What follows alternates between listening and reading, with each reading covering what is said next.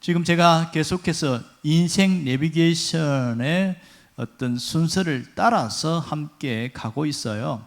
얼마 전에는 보이지 않는 세계를 하나님이 창조하셨다 얘기했고요. 그것이 영적 세계라고 그랬고, 보이는 세계를 창조하신데 그것이 물질 세계, 그러니까 사람, 나무, 동물, 식물, 흙 뭐 이런 건 물질 세계. 그리고 인간을 창조하셨다는 인간 세계 창조. 그 이후에 뭐가 있냐면, 그렇게 하나님이 창조하셨다고 하는데 못 믿겠다는 사람들이 있다는 거예요. 오늘 그 얘기를 하려고 하는 거예요. 창조가 맞냐 하는 거예요. 가장 큰 문제는 뭡니까?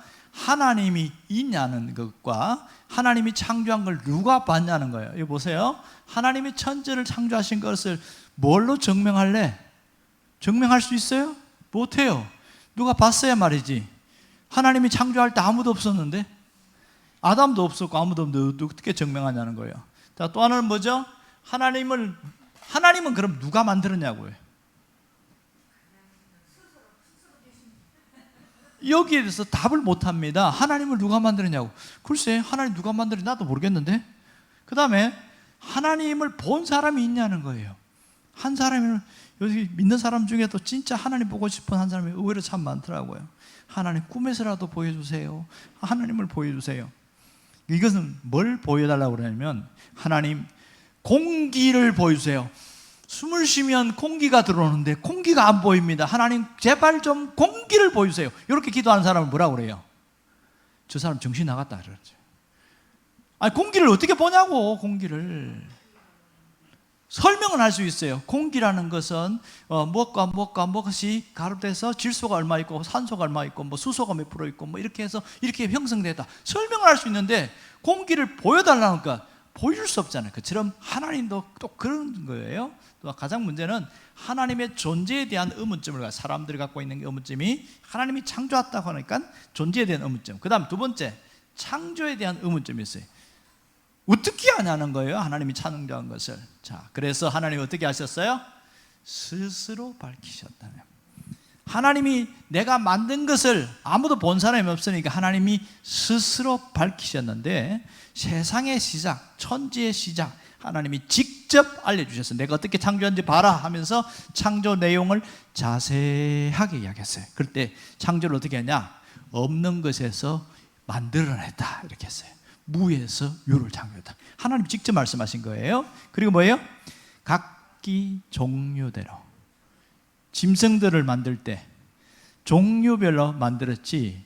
그런데 사람들은 뭐라고 그러냐면, 이게 어떻게 만들어져서 진화되었지, 이런 얘기합니다. 그래서 뭐라는 얘기하면, 창조를 믿지 않는 사람들이 세 가지 이야기를 합니다. 첫 번째, 불가지론이 있어요. 이건 뭐냐면 중세 사상인데요. 신의 본체는 알 수가 없다. 왜? 형체가 안 보이니까. 그래서 그걸 불가지론이라고요. 이거 말하면 우연이 되었다. 모든 게 우연히 이루어지는 거지 뭐가 그냥 뭐 어떻게 알 수 있냐, 모르겠다는 거예요. 불가지론. 두 번째, 가장 많은 것이 뭐예요? 진화론이에요. 진화론은 다윈이라는 사람이, 이 사람이 만들었는데 종의 기원이라는 책을 썼어요. 그래서 그 책을 통해서 알려줬고, 그 후세에 있는 사람들이 진화라는 것을 학설로 만든 것이 진화론이었습니다. 핵심은 이거예요. 하등동물이 고등동물로 진화되었다. 과정을 보니까 진화되었더라. 그런데 이분들이 가장 진화론자를 당혹해 하는 게 뭐냐면, 가장 하등동물인 아메바나 집신벌레나 무당벌레나 이런 것들이 진화됐으면 없어져야 되잖아요. 그런데 여전히 있어. 여전히 현미경이 발견되지 않았다면 몰랐었는데, 현미경이 등장하고부터 보니까 아주 미개한 이 짐승, 곤충 뭐 이런 어떤 세포들, 이런 것들이 있는 거예요. 이거 어떻게 설명하냐? 설명을 못해요. 그랬더니 그들이 뭐라고 지어낸지 아세요? 살아있는 화석, 이렇게 말합니다. 아니, 살아있는 화석이 어디 있냐고요. 그럼 제가 지난번에 그 얘기했죠. 만일 사람이 원숭이에서 인간으로 진화되었다면, 그러면 사람이 막 피를 흘려 죽어갈 때 원숭이 피 뽑아가지고 수혈하면 돼야 안 돼요? 돼야 되잖아요.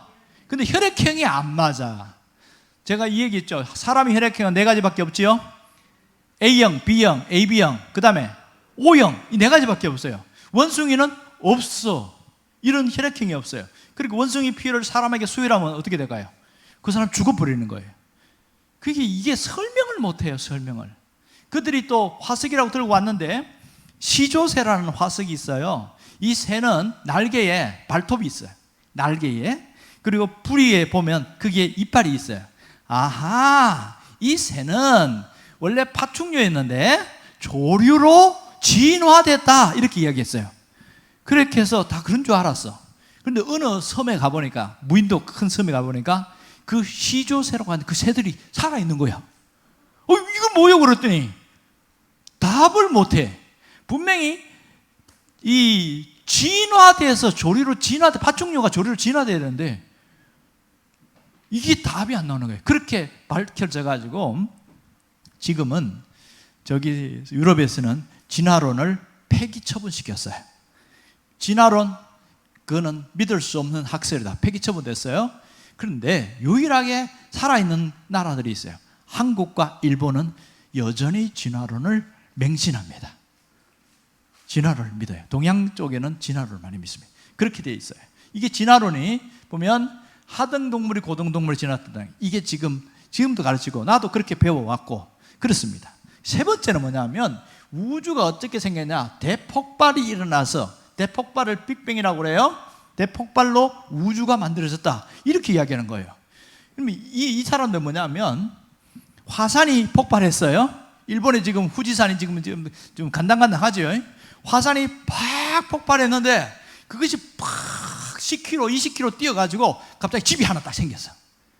그게 막 화산이 여러 개 생겨갖고 막 아파트 빌딩들이 막 한 수십 채가 생기기 시작했어. 그들의 이론에 의하면 그런 표현이에요. 그것이 한 수백 킬로 날아가고 우리나라 왔는데 갑자기 우리나라에 한옥이 딱 생겼어요. 그게 대폭발 이론입니다. 말이 돼야 안 돼요. 이게 말이 안 되는 거예요. 폭발은 질서를 무질서로 만들지 질서를 더 유지하게 하는 것이 불가능한데 그들은 그렇게 믿습니다. 그런데 또 하나의 명점 뭔지 아세요? 그러면 최초의 원자는 어디서 왔느냐? 그는 대답을 못합니다. 폭발이 일어날 때 뭔가 하나 있을 거 아니에요. 이거는 그럼 뭐 누가 만들었어? 여기에서는 설명을 못합니다. 이게 맹점이에요.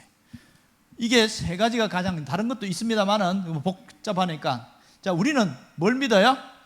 창조, 하나님이 만드셨다는 창조를 믿습니다. 그럴 때 하나님이 각각 종류대로 창조하셨다는 거예요. 사람도, 짐승도, 새도, 물고기도 각각 종류대로 만들었다. 성경이 그걸 강조하고 있죠. 그 다음에 뭐냐면 실제 보니까 과학적인 증거들이 하나님이 창조했다는 것이 속속히 드러나고 있는 거예요. 그래서 안 믿으려고 몸부림을 칠수록 과학적 증거들이 드러납니다. 창조과학계에서 밝힌 것들을 보니까 많아요. 결국 정리해 봅시다. 모든 것의 시작은 어디서 출발됐어요? 하나님이죠.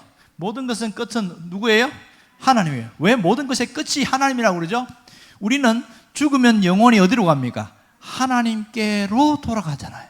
그러니까 시작도 하나님이지만 죽음도 하나님이다. 이것은 뭘 얘기합니까? 내 삶의 시작과 끝은 하나님께 있다는 것을 얘기를 해주고 있습니다. 결국 내 삶의 의미를 찾아내는 사람들은 하나님 안에서 의미를 찾습니다.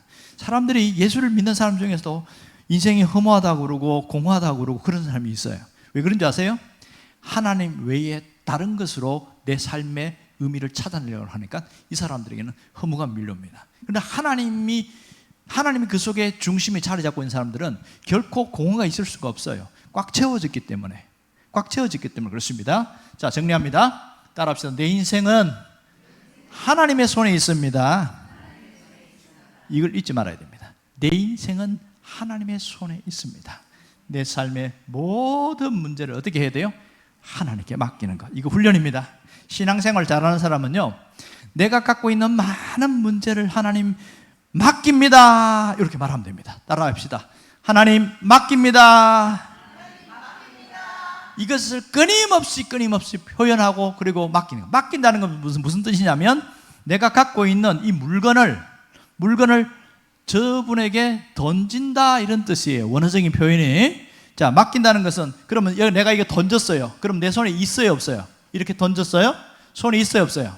없어요. 이게 정상인데 꼭 보면 신자들이 뭐라 하냐면 기도할 때 하나님 맡깁니다 그래 놓고 나서 돌아올 때 하나님 아까 그 맡긴 거 주세요. 그렇게 갖고 자기가 들고 갖고 고민하기 시작하는 거야. 고민해, 걱정해, 두려워해. 맡긴 거예요, 안 맡긴 거예요? 안 맡긴 거예요. 그래서 인생이 안 풀리는 거예요. 여러분, 맡기는 데는 훈련이 필요합니다. 맡기면, 만일 진짜 맡겼으면 걱정합니까 안 합니까? 안 하는 게 정상이잖아요. 왜 안 되냐? 훈련이 안 돼서 그렇습니다. 그래서 이것은 끊임없이 훈련하면서 맡기면 자유함을 누립니다. 그리고 실상 하나님이 우리의 주인이라고 했으니까 하나님이 진짜 풀어나가는 게 보여지는 거예요. 이게 신앙생활입니다. 신앙생활은 교회에 열심히 나오는 것이 아니라 하나님께 온전히 맡기는 게 신앙생활이다. 오늘 신앙생활의 새로운 개념 하나를 다시 한번 정립해 드렸습니다. 여러분이 어떠한 문제든지 하나님께 맡기시길 바라고요. 맡긴다고 표현하고 안 찾아오려고 했어야 돼요. 하나님 내가 맡겼으니까 나 안 찾아올게 하고 자꾸 외면하는 거예요. 그게 뭐냐면 내가 하나님을 의지합니다, 하나님을 신뢰합니다, 하나님 내가 붙듭니다 이렇게 표현하다 보면 안 찾아오게 되어집니다. 여러분들이 그 사람 되기를 바라요. 기도하겠습니다.